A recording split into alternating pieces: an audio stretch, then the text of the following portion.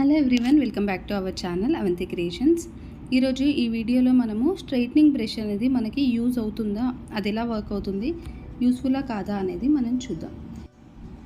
ఇక్కడ నేను వేగా straightening brush use చేస్తున్నాను. ఇందులో మనకి 3 బటన్స్ ఉంటాయి. ఒకటి పవర్ ఆన్ చేసేది, ఇంకోటి టెంపరేచర్ అడ్జస్ట్మెంట్ చేసేది, ఒకటి హై, ఇంకొకటి లో. తగ్గించుకోవడానికి పెంచుకోవడానికి ఒకటి పవర్ బటన్, 3 బటన్స్ ఉంటాయి. ఇక్కడ ఈ బ్రష్ ఎలా వర్క్ అవుతుంది అనేది నేను చూపిస్తున్నాను చూడండి.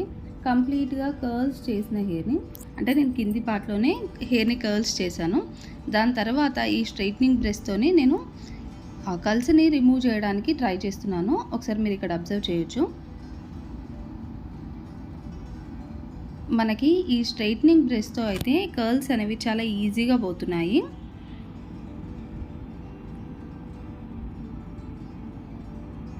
మనకి స్ట్రైట్నర్తో ఎలా అయితే హెయిర్ సాఫ్ట్గా అవుతుందో, అలాగే ఇక్కడ మనకి ఈ స్ట్రైట్నింగ్ బ్రష్తో కూడా హెయిర్ ఈజీగా మనకి సాఫ్ట్ అవుతున్నాయి.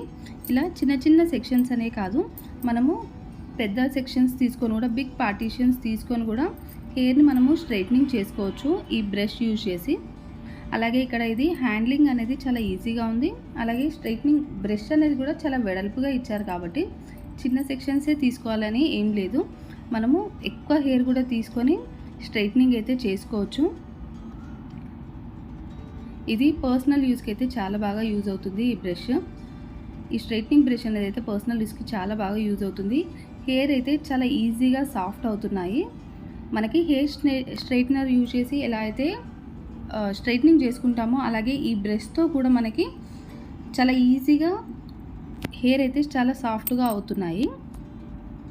పర్సనల్ యూస్కి అయితే ఈ స్ట్రైట్నింగ్ బ్రష్ అనేది చాలా బాగుంటుంది. ఈ వీడియో ఎలా అనిపించింది అనేది కింద కమెంట్ చేయండి. ఇంకా ఏమైనా డౌట్స్ ఉన్నా కమెంట్ చేయండి. లైక్ చేయండి, షేర్ చేయండి, సబ్స్క్రైబ్ చేయండి. Thank you for watching. Have a nice day. Bye.